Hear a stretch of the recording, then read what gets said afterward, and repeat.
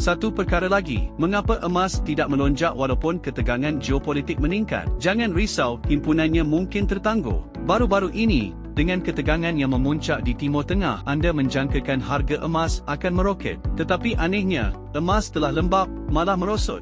Sementara itu, harga minyak meningkat dengan pantas.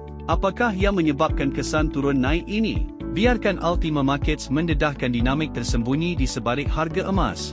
Mengapa emas berprestasi rendah? Untuk memahami perkara ini, kita perlu menangani dua soalan utama. Pertama, apakah yang mendorong kenaikan emas pada awal tahun ini?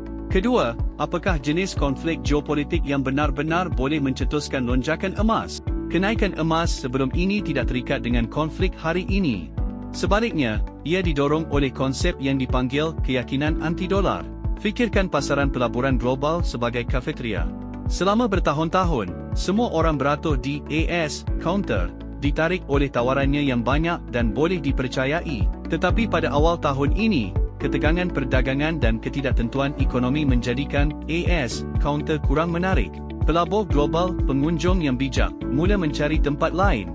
Ramai yang beralih kepada emas, sering dilihat sebagai aset tempat selamat. Pada asasnya, kenaikan emas adalah undi tidak percaya terhadap aset AS memacu dana daripada dolar dan menjadi emas. Bagaimana dengan sekarang?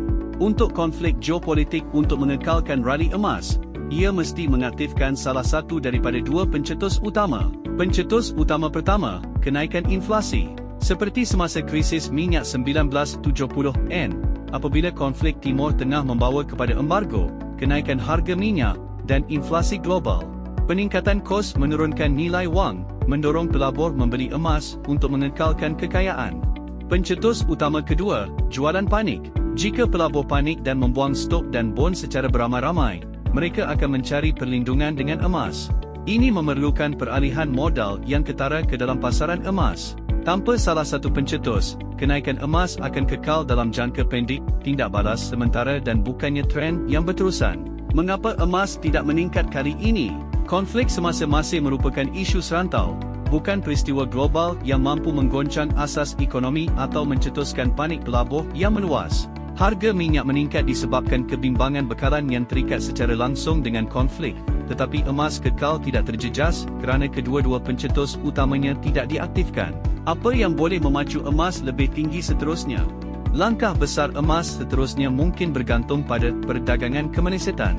Jika ekonomi global goyah dan kemelesetan semakin melanda, Bank Pusat berkemungkinan akan mengurangkan kadar dan menyuntik kecairan untuk menyokong pertumbuhan. Ini menurunkan nilai mata wang fiat, menjadikan nilai intrinsik emas bersinar. Memahami mekanisme asas ini memberi anda gambaran yang lebih mendalam tentang pasaran. Nantikan dengan Altima Markets untuk lebih banyak analisis pakar. Jumpa lagi lain kali.